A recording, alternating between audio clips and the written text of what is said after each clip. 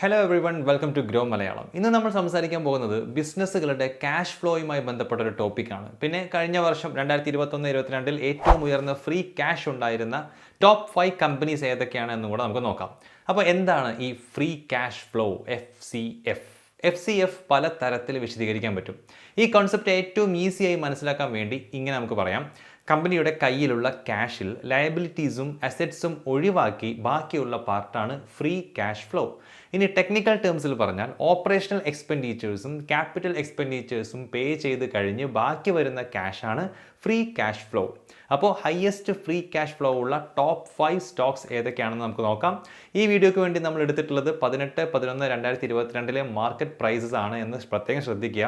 പിന്നെ free cash flow വാല്യൂവിൻ്റെ ascending ഓർഡറിലാണ് ഈ list prepare ചെയ്തിട്ടുള്ളത്. അതായത് ഈ ലിസ്റ്റിലെ ഏറ്റവും കുറഞ്ഞ FCF വാല്യൂ ഉള്ള സ്റ്റോക്ക് ഏറ്റവും ആദ്യവും ഹയസ്റ്റ് FCF വാല്യൂ ഉള്ളത് ഏറ്റവും അവസാനവുമാണ് നമ്മൾ പറയാം. തുടങ്ങുന്നതിന് മുൻപ് നമ്മുടെ ഈ ചാനൽ ഇതുവരെ നിങ്ങൾ സബ്സ്ക്രൈബ് ചെയ്തിട്ടില്ലെങ്കിൽ ഇപ്പോൾ തന്നെ ചെയ്യാൻ ഓർമ്മിപ്പിക്കുകയാണ്. ട്രേഡിംഗ്, സ്റ്റോക്ക് മാർക്കറ്റ്, അതുപോലെ ഇൻവെസ്റ്റിംഗുമായി ബന്ധപ്പെട്ട് നിങ്ങൾ അറിഞ്ഞിരിക്കേണ്ട ഒരുപാട് ഇൻട്രസ്റ്റിംഗ് വീഡിയോസ് ഓരോ ദിവസവും നമ്മൾ ഇതിൽ അപ്ലോഡ് ചെയ്യുന്നതാണ്. അതെല്ലാം നിങ്ങൾക്ക് അപ്പോൾ തന്നെ നോട്ടിഫിക്കേഷനായി കിട്ടാൻ വേണ്ടിയിട്ട് ആ ബെൽ ഐക്കൺ കൂടെ പ്രസ് ചെയ്യുക. മാത്രമല്ല ഗ്രോ മലയാളം ഇപ്പോൾ ഫേസ്ബുക്കിലും ഇൻസ്റ്റാഗ്രാമിലും ഉണ്ട്. അപ്പോൾ അവയിൽ കൂടി നിങ്ങൾ ഞങ്ങളെ ഫോളോ ചെയ്യാൻ മറക്കരുത്. Let's start today's video. ഇന്നത്തെ ഒന്നാമത്തെ company HCL technologies limited. Revenue വെച്ച് നോക്കുമ്പോൾ ഇന്ത്യയിലെ ടോപ്പ് 5 കമ്പനികളിൽ ഒന്നും പിന്നെ ഗ്ലോബൽ IT സർവീസസിൽ തേർഡ് ലാർജസ്റ്റ് ഇന്ത്യൻ കമ്പനിയുമാണ് HCL. Digital engineering and cloud സ്പേസിലുള്ള സർവീസസ് ആണ് HCL ടെക് പ്രൊവൈഡ് ചെയ്യുന്നത്. HCLന്റെ ഷെയർ ഹോൾഡിംഗ് ഇങ്ങനെയാണ്: 60.7% പ്രൊമോട്ടേഴ്സിന്റെ കയ്യിൽ തന്നെയാണ്. 2.04% ഹോൾഡ് ചെയ്തിരിക്കുന്നത് ആർട്ടിസൻസ് ഇന്റർനാഷണൽ ഫണ്ട് ആണ്, FIIS ആയിട്ടാണ് ഇതുള്ളത്. പിന്നെ LIC, ICICI mutual fund and SBI mutual fund എന്നിവർ അബൌട്ട് 8.46% സ്റ്റേക്ക് ഹോൾഡ് ചെയ്യുന്നു. HCLന്റെ സ്ട്രെങ്ത് ഇനി പറയാം. HCLന്റെ ക്ലയന്റ് ബേസ് വളരെ ഡൈവേഴ്സിഫൈഡ് ആണ്. ടോപ്പ് 5 ക്ലയൻസ് ടോട്ടൽ റവന്യൂവിന്റെ വെറും 11.6% മാത്രമാണ് കോൺട്രിബ്യൂട്ട് ചെയ്യുന്നത്. ഇത് കാണിക്കുന്നത് റവന്യൂ ജനറേറ്റ് ചെയ്യുന്ന കാര്യത്തിൽ HCL എക്സ്ട്രീംലി ഇൻഡിപെൻഡന്റ് ആണ് എന്നാണ്. പല കമ്പനികളുമായി HCL പാർട്ട്ണർഷിപ്പിൽ ഏർപ്പെട്ടിട്ടുണ്ട്. എസ്പെഷ്യലി ഫോർച്യൂൺ 200 കമ്പനീസിലെ 78 എണ്ണവുമായിട്ട്. HCLന്റെ യൂസേഴ്സിന് അവരുടെ ഡിജിറ്റൽ എഞ്ചിനീയറിംഗ് ആൻഡ് ക്ലൗഡ് ജേർണീസിൽ വിദഗ്ധ സേവനം നൽകാനാണ് ഇത്. ഇതിലെ ചില companies Adobe, Google cloud, Intel, Microsoft, Nvidia, UiPath തുടങ്ങിയവയാണ്. 17 സെപ്റ്റംബർ 2022 കണക്ക് പ്രകാരം $100 മില്യൺ റവന്യൂ ജനറേറ്റ് ചെയ്യുന്ന 17 ക്ലയൻസ് ഉണ്ട് ഇവർക്ക്. നിലവിലുള്ള ക്ലയൻസിൽ നിന്നും ഡീലുകൾ റിന്യൂ ചെയ്യുന്നതിനും പുതിയ ഡീലുകൾ കൺഫേം ചെയ്യുന്നതിലും നന്നായി തന്നെ മുന്നോട്ട് പോകുന്നുണ്ട് HCL. ഇനി വീക്ക്നെസ്സസ് പറയാം. എക്സ്പോർട്സിൽ നിന്നുമാണ് HCL ടെക് 90% റവന്യൂസ് ഉണ്ടാക്കുന്നത്. അതുകൊണ്ട് തന്നെ ഫോറിൻ കറൻസി ഫ്ലക്ച്വേഷൻസ് ഈ കമ്പനിയെ ബാധിക്കാം. പിന്നെ എല്ലാ IT കമ്പനികളും ഫേസ് ചെയ്യുന്ന ഒരു പ്രോബ്ലം എംപ്ലോയീസിന്റെ സ്വമേധയാ ഉള്ള കൊഴിഞ്ഞുപോക്ക്, അട്രിഷൻ റേറ്റ്. പിന്നെ മൂൺ ലൈറ്റിംഗ് അഥവാ കമ്പനി അറിയാതെ വേറെയും ജോലി എടുക്കുന്ന എംപ്ലോയീസ്. പിന്നെ wage inflation, reskilling of employees, ഇതൊക്കെ ഇഷ്യൂസ് ആണ്. ഒരുപാട് ഇൻഡിവിജ്വൽസ് ജോലി നിർത്തി പോകുന്നുണ്ട്. പിന്നെ വർക്ക് ഫ്രം ഹോമിന്റെ സൗകര്യം ഉപയോഗിച്ച് വേറെ കമ്പനികളിൽ ഒരേ സമയം വർക്ക് ചെയ്യുന്ന ആൾക്കാരുണ്ട്. പിന്നെ ഇൻഫ്ലേഷൻ കാരണം എംപ്ലോയീസിന്റെ സാലറി കൂട്ടുകയും വേണം. അങ്ങനെ വർദ്ധിക്കുന്ന എംപ്ലോയി കോസ്റ്റ് മാർജിൻസിനെ അഫക്റ്റ് ചെയ്യുന്നു. സ്ഥിരം മാറ്റങ്ങൾക്ക് വിധേയമാകുന്ന IT ഇൻഡസ്ട്രിയിൽ എല്ലാ കമ്പനീസിനും എംപ്ലോയീസിനെ റീസ്കിൽ ചെയ്തുകൊണ്ടിരിക്കണം മാർക്കറ്റിൽ പിടിച്ചു നിൽക്കാൻ. അതിന്റെ ചെലവും ഉണ്ട്. HCLന്റെ അവസാന 12 മാസത്തെ വോളണ്ടറി അട്രിഷൻ റേറ്റ്, കൊഴിഞ്ഞുപോക്കിന്റെ നിരക്ക് 23.8% ആണ് ആസ് ഓൺ സെപ്റ്റംബർ 30, 2022. ഇത് സെപ്റ്റംബർ 30, 2021 15.7%-ൽ നിന്നുമാണ് ഇത്രയും ഉയർന്നത്. അപ്പോൾ ഇത് ശ്രദ്ധിക്കേണ്ട ഒരു ഇമ്പോർട്ടൻറ്റ് കാര്യമാണ്. കഴിഞ്ഞ വർഷം കൊണ്ട് HCL ടെക് ജനറേറ്റ് ചെയ്തിട്ടുള്ള total free cash flow 15,345 crore rupees ആണ്. ഇനി നമുക്ക് HCL ടെക്കിന്റെ key financial and technical indicators സ്ക്രീനിൽ കാണാം. Current market price 1,103.15 rupees, PE ratio 21.68, debt to equity 0.11, 5-year sales CAGR 12.48%, return on equity 22.01%, 1-year returns -1.52%, 5-year CAGR returns 21.3%, 200 DMA 1021.77, RSI 14 73.7. ഇതിൽ നമ്മൾ രണ്ട് technical ഇൻഡിക്കേറ്റേഴ്സിന്റെ പ്രൈസസും include ചെയ്തിട്ടുണ്ട്. 200 ഡേയ്സ് സിമ്പിൾ മൂവിംഗ് ആവറേജും RSIയും. ഒരു കമ്പനിയുടെ stock price 200 DMAക്ക് മുകളിലാണ് trade ചെയ്യപ്പെടുന്നതെങ്കിൽ ആ സ്റ്റോക്ക് ബുള്ളിഷ് ആയിട്ടാണ് കണക്കാക്കുന്നത്. ഇനി പ്രൈസ് 200 DMAക്ക് താഴെയാണ് ട്രേഡ് ചെയ്യുന്നതെങ്കിൽ സ്റ്റോക്ക് ബെയറിഷ് ആണെന്ന് പറയാം. ഇനി RSIയിലേക്ക് വന്നാൽ 30-ന് താഴെയുള്ള RSI വാല്യൂ സാധാരണ കൺസിഡർ ചെയ്യുന്നത് ഓവർസോൾഡ് ആയിട്ടാണ്. അതുകൊണ്ട് തന്നെ ഒരു ട്രെൻഡ് റിവേഴ്സൽ ഉണ്ടാകാം. അതായത് ഒരു ഡൗൺ ട്രെൻഡ് ഒരു അപ് ട്രെൻഡിലേക്ക് നയിച്ചേക്കാം. ഇതേപോലെ RSI വാല്യൂ എബവ് 70 ആണെങ്കിൽ അത് ഓവർബോട്ട് ആയിട്ടാണ് കൺസിഡർ ചെയ്യുന്നത്. അപ്പോൾ അവിടെയും ഒരു ട്രെൻഡ് റിവേഴ്സൽ ഉണ്ടായേക്കാം. Second company Infosys limited. ഇന്ത്യയിലെ ഒരു ലീഡിംഗ് IT സർവീസസ് കമ്പനിയാണ് Infosys limited. Insurance, banking, life science, retail, oil and energy തുടങ്ങിയ വെർട്ടിക്കൽസിനൊക്കെ ഇവർ സർവീസ് നൽകുന്നുണ്ട്. കൺസൾട്ടൻസിയുടെ കൂടെ ട്രഡീഷണൽ IT സർവീസസ് മുതൽ ന്യൂ ഏജ് ഡിജിറ്റൽ സർവീസസ് വരെ ഇവർ പ്രൊവൈഡ് ചെയ്യുന്നുണ്ട്. കമ്പനിയുടെ കീ സ്ട്രെങ്ത് ഇതിന്റെ സ്ട്രോങ് ഫിനാൻഷ്യൽ റിസ്ക് പ്രൊഫൈലാണ്. ഹെൽത്തി ക്യാഷ് ജനറേറ്റിംഗ് എബിലിറ്റിയും 10 വർഷത്തോളമായുള്ള ഡെറ്റ് ഫ്രീ ബാലൻസ് ഷീറ്റും ഒക്കെയാണ് ഇതിന് സഹായിക്കുന്നത്. ഫിനാൻഷ്യൽ ഇയർ 22-ന്റെ ക്വാർട്ടർ 2-ൽ നിന്നും ഫിനാൻഷ്യൽ ഇയർ 23-യുടെ ക്വാർട്ടർ 3 വരെ എടുത്തു നോക്കുമ്പോൾ കമ്പനി 23.43% ഗ്രോത്ത് ഉണ്ടാക്കിയെന്ന് കാണാം. At ₹36,548 crores. കഴിഞ്ഞ വർഷത്തെ അപേക്ഷിച്ച് നോക്കുമ്പോൾ ചില ഗ്ലോബൽ ഇഷ്യൂസ് കാരണം പ്രോഫിറ്റ് മാർജിൻസിൽ ഒരു ഇടിവ് ഉണ്ടായിട്ടുണ്ടെങ്കിലും 24% ഒരു ഹെൽത്തി മാർജിൻസ് മെയിൻറ്റെയിൻ ചെയ്യാൻ കഴിഞ്ഞിട്ടുണ്ട്. ഇനി വീക്ക്നെസസിനെ കുറിച്ച് പറയുകയാണെങ്കിൽ HCL ഫേസ് ചെയ്യുന്ന സിമിലർ ഇഷ്യൂസ് ഇൻഫോസിസും ഫേസ് ചെയ്യുന്നുണ്ട്.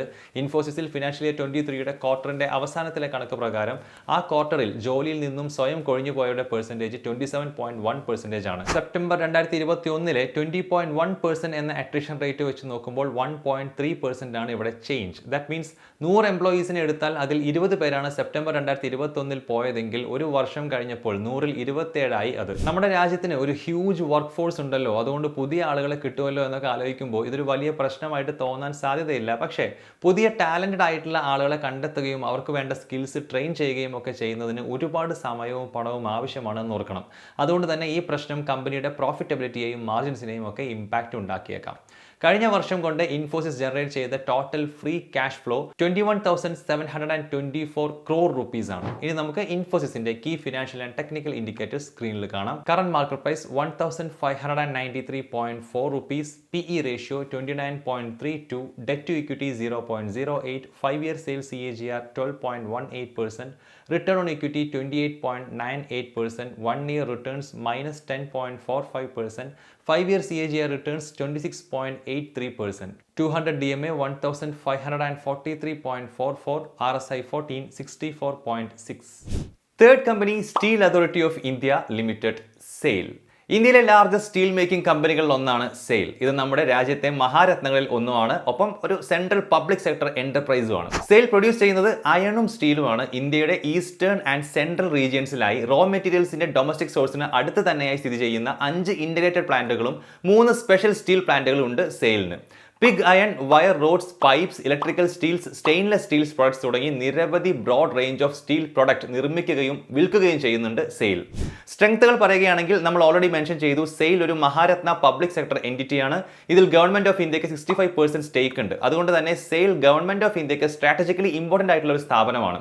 ഗവൺമെന്റിൽ നിന്നും ഒരുപാട് സപ്പോർട്ട് പോളിസി ഇനീഷ്യേറ്റീവ്സിലൂടെ കിട്ടുന്നുണ്ട് ഈ കമ്പനിക്ക്. സെക്ടറൽ ഇഷ്യൂസ് സെയിൽ നേരിട്ടപ്പോൾ 2016 ഫെബ്രുവരിയിൽ മിനിമം ഇമ്പോർട്ട് പ്രൈസ് പ്രൊവിഷൻസ് നൽകിയതുപോലെ പലതവണ ഗവൺമെന്റ് ഇടപെട്ടതായിട്ട് നമുക്ക് കാണാൻ പറ്റും. കൂടാതെ സെയിലിന്റെ ലാർജസ്റ്റ് കസ്റ്റമേഴ്സ് ഇന്ത്യൻ റെയിൽവേസ് ആണ്. ഇൻവെസ്റ്റ്മെന്റിൽ നിന്നും ഹെൽത്തി റിട്ടേൺസ് കിട്ടാൻ പാകത്തിൽ പ്രൈസസ് റെഗുലേറ്റ് ചെയ്യുന്നുണ്ട്.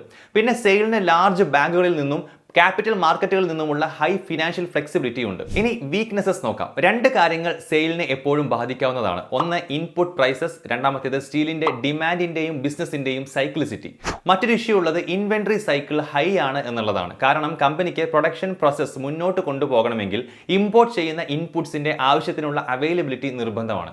അതുപോലെ ഡിമാൻഡ് കുറയുമ്പോൾ മുഴുവൻ പ്രോസസ്സും അപ്പോഴും മുന്നോട്ട് പോയിക്കൊണ്ടിരിക്കുന്നതിനാൽ പ്രൊഡക്ഷൻ വെട്ടിച്ചുരുക്കുന്നത് എളുപ്പത്തിൽ നടക്കുന്ന കാര്യമല്ല. കഴിഞ്ഞ വർഷം കൊണ്ട് സെയിൽ ജനറേറ്റ് ചെയ്ത ടോട്ടൽ ഫ്രീ ക്യാഷ് ഫ്ലോ 27,556.96 കോടി രൂപയാണ്.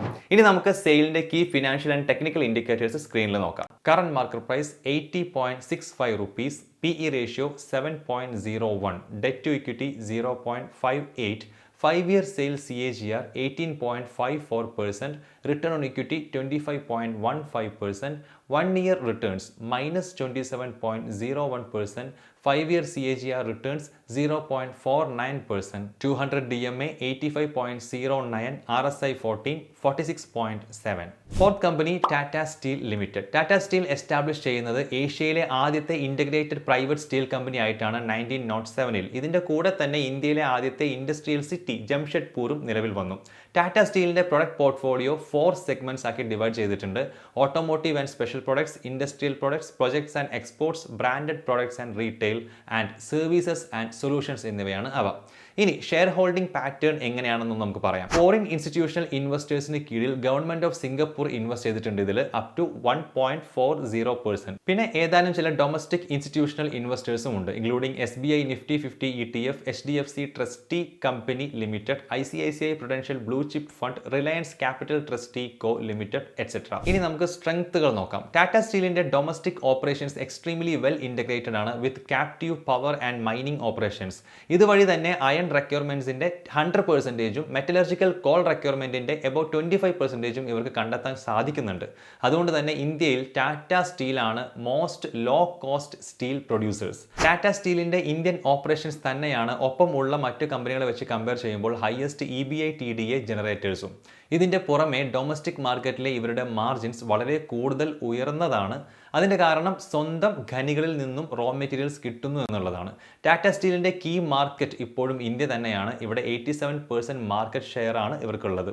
ഇന്ത്യൻ മാർക്കറ്റ് തന്നെയാണ് ഇവരുടെ കൺസോളിഡേറ്റഡ് റവന്യൂവിന്റെ അറൌണ്ട് 55%ഉം നൽകുന്നതും. ഇനി വീക്ക്നെസ്സസ് നോക്കാം. മിക്ക മാനുഫാക്ചറിംഗ് ബിസിനസ്സിലും ഉള്ള പോലെ ടാറ്റ സ്റ്റീലിനെയും റോ മെറ്റീരിയൽ അല്ലെങ്കിൽ ഇൻപുട്ട് പ്രൈസ് വോളറ്റിലിറ്റി ബാധിക്കാവുന്നതാണ്. കൂടാതെ സ്റ്റീൽ ഇൻഡസ്ട്രിയെ എക്കണോമിക് ചേഞ്ചസും സൈക്കിൾസും ഭയങ്കരമായി ബാധിക്കാവുന്നതാണ്. ഇതിൽ ഇൻട്രസ്റ്റ് റേറ്റ്സിലുള്ള ചേഞ്ചസും ഡിമാൻഡ് ആൻഡ് സപ്ലൈയിൽ ഉണ്ടാകുന്ന സീസണൽ ചേഞ്ചസും ഒക്കെ വരും. അതുകൊണ്ട് Tata steel demand and supply crunch നേരിടാവുന്ന ഒരു കമ്പനിയാണ്. കഴിഞ്ഞ വർഷം കൊണ്ട് ടാറ്റ സ്റ്റീൽ ജനറേറ്റ് ചെയ്ത total free cash flow 34,428.27 crore rupees ആണ്. ഇനി നമുക്ക് ഈ കമ്പനിയുടെ key financial and technical indicators സ്ക്രീനിൽ കാണാം. Current market price 105.5 rupees, PE ratio 4.49, debt to equity 0.81, 5-year sales CAGR 16.79%, return on equity 42.6%, 1-year returns minus 11.09%, 5-year CAGR returns 9.57%, 200 DMA 106.98, RSI 14 54.2. Fifth company Tata consultancy services limited. ഈ കമ്പനി ഇന്ത്യയിലെ largest IT services കമ്പനിയാണ്. ടാറ്റ ഗ്രൂപ്പിന്റെ flagship കമ്പനിയുമാണിത്. നിലവിൽ കമ്പനിയുടെ 72.3% stake Tata sons private limited ആണ് hold ചെയ്യുന്നത്. ഓർഗനൈസേഷൻസിനുള്ള consulting and business solutions TCS provide ചെയ്യുന്നു. ഒപ്പം കഴിഞ്ഞ 50 വർഷത്തെ അവരുടെ ട്രാൻസ്ഫോർമേഷൻ ജേണിക്കിടയിൽ ലോകത്തിലെ ലാർജസ്റ്റ് ബിസിനസ്സുകളോടൊപ്പം പാർട്ട്ണർ ചെയ്തിട്ടുണ്ട് അവർ. കമ്പനിയുടെ ഒരു പ്രധാന സ്ട്രെങ്ത് എന്ന് പറയുന്നത് diversified client base with high repeat business ആണ്. കമ്പനിക്ക് ഒരു വളരെ വലിയ ഡൈവേഴ്സ് ആയ വളർന്നുകൊണ്ടിരിക്കുന്ന കസ്റ്റമർ ബേസ് ഉണ്ട്. ഫിസിക്കൽ ഇയർ ഇൻക്ലൂഡിംഗ് 2022 എടുത്ത് നോക്കുമ്പോൾ അതിന് മുൻപത്തെ വർഷത്തെ അപേക്ഷിച്ച് $20 million, $5 million, $1 million ബക്കറ്റ്സിലെ ഒക്കെ കസ്റ്റമേഴ്സിന്റെ എണ്ണം വളരെയധികം വർദ്ധിച്ചിട്ടുണ്ട് എന്ന് കാണാം. വളരെ നിർണായകമായ സാഹചര്യങ്ങളിലൂടെ കടന്നു പോയിക്കൊണ്ടിരിക്കുന്ന ഈ ടൈമിലും ഇവരുടെ എക്സലന്റ് എക്സിക്യൂഷൻ അബിലിറ്റി കാരണം ഹൈ റിപ്പീറ്റ് ബിസിനസ് ഇവർക്കുണ്ട്. ഒപ്പം പ്രോഫിറ്റ് സ്റ്റേബിൾ ആക്കി നിലനിർത്താൻ സാധിക്കുന്നുണ്ട്. കഴിഞ്ഞ 10 വർഷം എടുത്ത് നോക്കുമ്പോൾ 15% CAGRന്റെ ഒരു ഹെൽത്തി സെയിൽസ് ഗ്രോത്തും 14% CAGRന്റെ ഒരു പ്രോഫിറ്റ് ഗ്രോത്തും ഇവർക്ക് ഡെലിവർ ചെയ്യാൻ സാധിച്ചിട്ടുണ്ട്. TCSും ചില ചലഞ്ചസ് ഫേസ് ചെയ്യുന്നുണ്ട്. IT സർവീസസിൽ ഇവരുടെ അട്രിഷൻ റേറ്റ് 21.5% ആയി ഉയർന്നു. മറ്റൊരു മേജർ റിസ്ക് ഉള്ളത് ഫോറക്സ് റിസ്ക് ആണ്. TCSന്റെ 90%ൽ കൂടുതൽ സ്റ്റാൻഡ് അലോൺ ഏർണിംഗ്സും ജനറേറ്റ് ചെയ്യുന്നത് ഇന്റർനാഷണൽ മാർക്കറ്റ്സിൽ നിന്നാണ്. ഇത് കാരണം ഫോറിൻ കറൻസി ഫ്ലക്ച്വേഷൻസ് കമ്പനിയെ ബാധിക്കാം. ഇത് പരിഹരിക്കാനായി കമ്പനി പല ഡെറിവേറ്റീവ്സ് കോൺട്രാക്ട്സിലേക്കും കടക്കേണ്ടിയിരിക്കുന്നു. മാത്രമല്ല മാക്രോ എക്കണോമിക് ആയ അനിശ്ചിതാവസ്ഥകളും ജോഗ്രഫിക്കൽ റിസ്കുകളും ഒക്കെ കമ്പനിയെ ബാധിക്കാവുന്നതാണ്. യുണൈറ്റഡ് സ്റ്റേറ്റ്സും യൂറോപ്പും അടക്കമുള്ള TCSന്റെ കീ ഓപ്പറേറ്റിംഗ് മാർക്കറ്റ്സിൽ സംഭവിക്കുന്ന ഏതൊരു നെഗറ്റീവ് റെഗുലേറ്ററി ഓർ ലെജിസ്ലേറ്റീവ് ചേഞ്ചസും TCSന്റെ പ്രോഫിറ്റബിലിറ്റിയെ നെഗറ്റീവായി ബാധിച്ചേക്കാം. ഫിനാൻഷ്യൽ ഇയർ 2022 റവന്യൂവിൻ്റെ 82% വന്നിട്ടുള്ളത് യൂറോപ്പിൽ നിന്നും നോർത്ത് അമേരിക്കയിൽ നിന്നുമാണ് എന്ന് കാണാം. Largest Indian IT services company ആണെങ്കിലും ഡൊമസ്റ്റിക് മാർക്കറ്റിൽ നിന്നും അതുപോലെ തന്നെ ഇന്റർനാഷണൽ പ്ലെയേഴ്സിൽ നിന്നും ടഫ് കോമ്പറ്റീഷൻ കമ്പനി ഫേസ് ചെയ്യുന്നുണ്ട്. ഇതും TCSന്റെ മാർജിൻസിനെ ബാധിച്ചേക്കാം. കഴിഞ്ഞ വർഷം കൊണ്ട് TCS ജനറേറ്റ് ചെയ്ത total free cash flow 36,985 crore rupees ആണ്.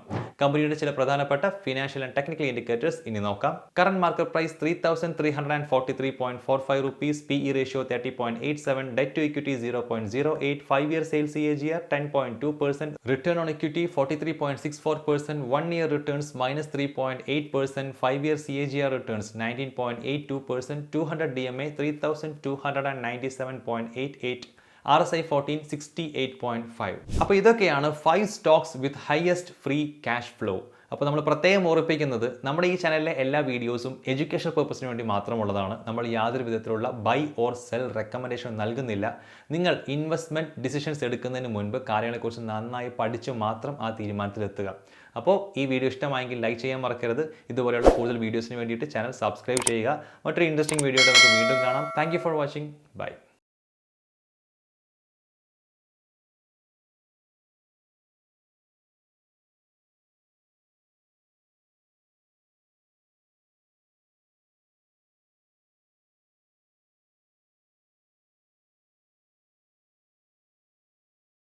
Investment in securities market are subject to market risks. Read all the related documents carefully before investing. Please read the risk disclosure documents carefully before investing in equity shares, derivatives, mutual fund, and or other instruments traded on the stock exchanges.